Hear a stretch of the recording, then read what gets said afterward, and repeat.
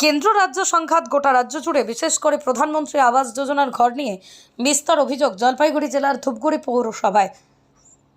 অভিযোগ পাল্টা অভিযোগ, এমনকি সিবিআই তদন্তের দাবিতে সরগরম তৃণমূল পরিচালিত ধূপগুড়ি পৌরসভা।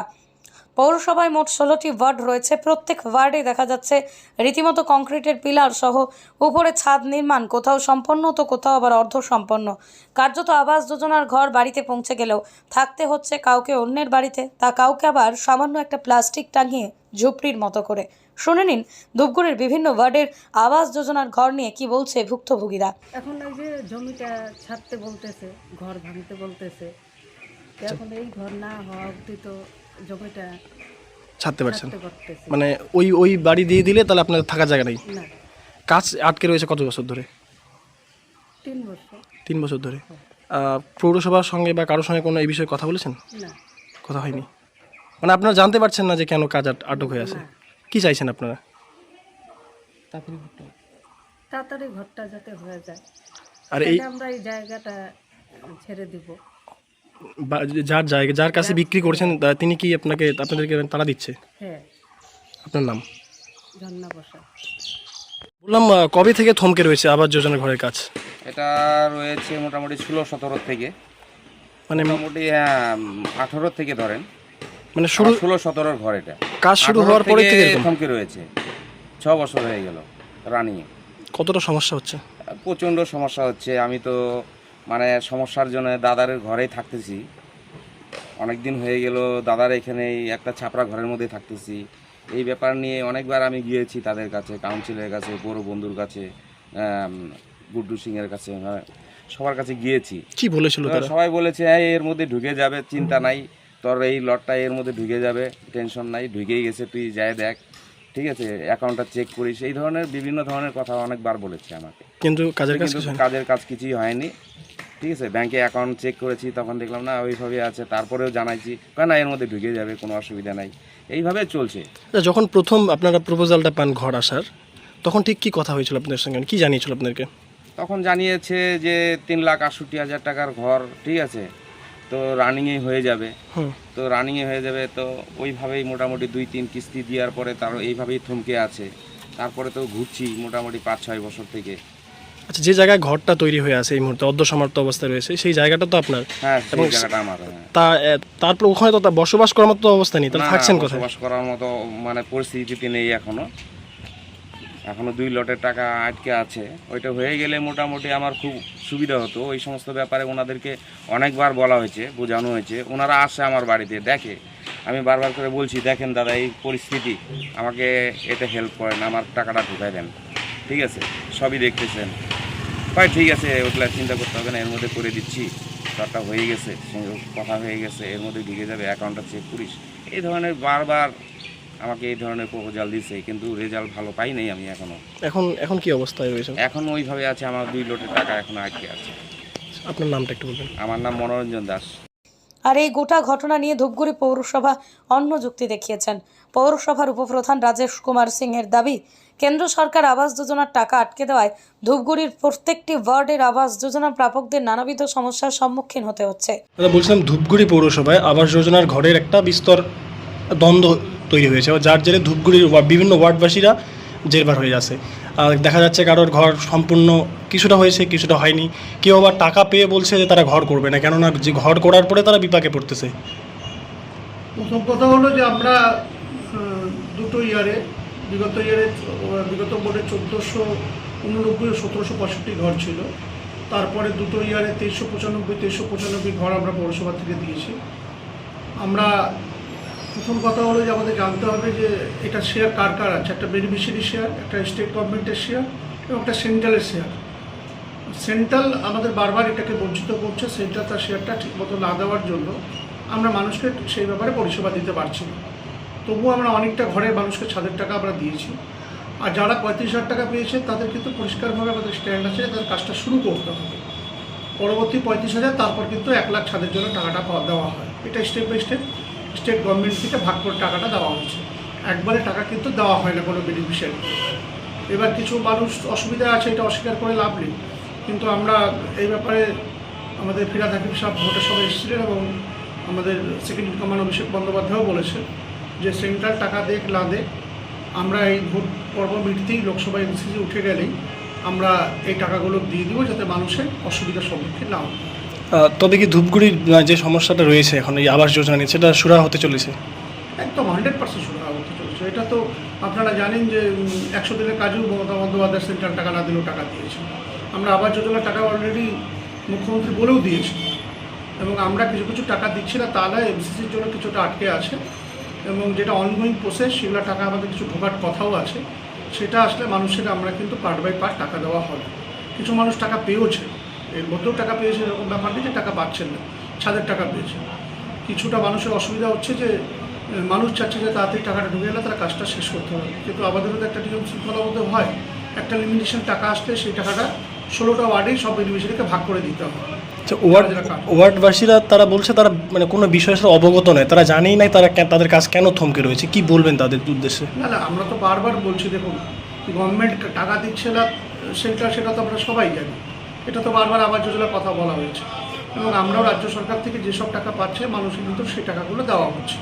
এবার তাদের প্রতি অনুরোধ যে আপনারা নিশ্চিন্তে থাকেন, এই ভোট পর্ব মিটলেই আবাস যোজনার টাকা আমাদের একটা ফ্লোর টাকা আসবে, এবং সেই টাকা যখনই ফ্লোটা ভালো হবে আমরা প্রত্যেকটা বেনিফিশিয়ারি যারা কাজ করেছে তাদের টাকা দেওয়া হবে, যারা কাজ শুরু করেনি তাদের কিন্তু টাকাটা দেওয়া হবে না।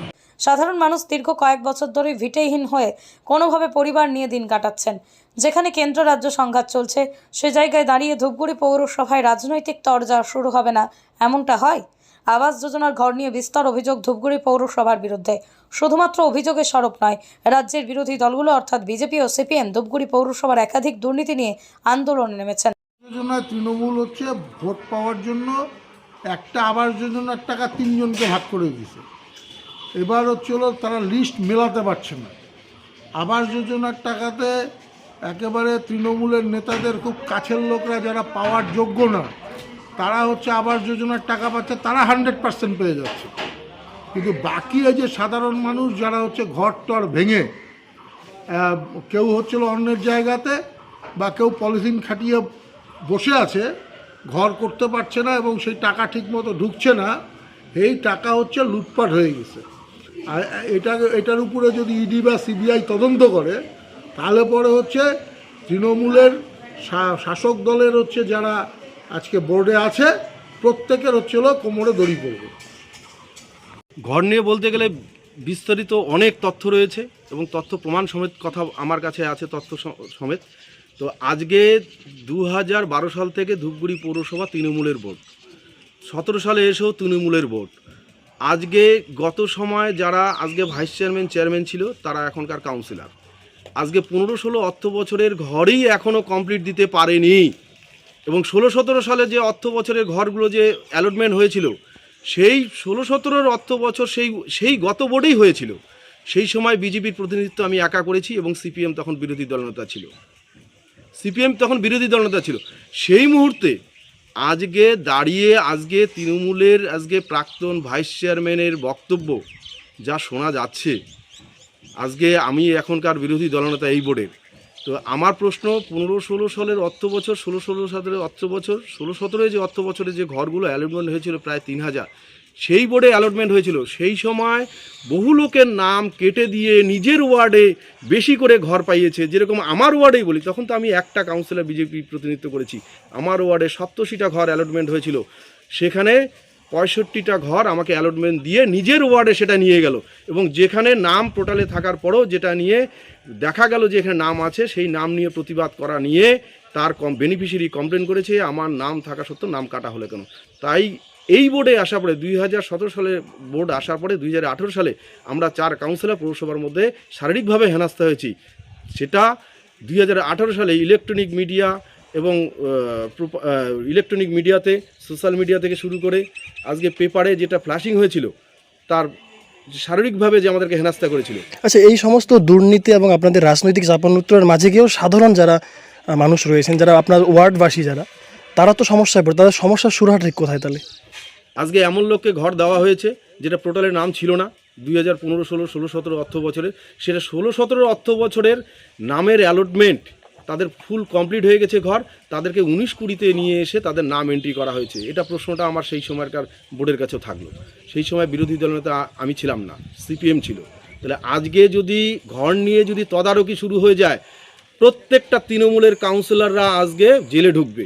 কেননা এক একজনের নাম কেটে দিয়ে এক একজনকে ঘর দেওয়া হয়েছে, যাদের টোটালে এখনও নাম এন্ট্রি হয়নি, ঘরের টাকা পেমেন্ট করা আছে। আমার প্রশ্ন, 15-16 অর্থ বছরের টাকা এখনও পায়নি, কেন্দ্রীয় সরকারকে হিসাব দিতে পারেনি। আমরা এখনও, আমার কাছে তথ্য যেটা আছে, যে যাদেরকে দেখা গেল যে টাকা অ্যালটমেন্ট দিয়েছে, সেই টাকার অ্যালটমেন্ট দেওয়ার পরে ঘরটা যতখানি হওয়ার কথা ছিল সেটা না হয়ে ফুল টাকা পেমেন্ট দেখানো হয়েছে কেন্দ্রীয় সরকারকে, যার জন্য কেন্দ্রীয় সরকার যখন জিও ট্যাগিংয়ে দেখছে যে সেখানে ঘর নেই অথচ টাকা পেমেন্ট করা হয়েছে, তার জন্য কেন্দ্রীয় সরকার টাকা হিসাব চাইছে, তবে টাকা পেমেন্ট করবে।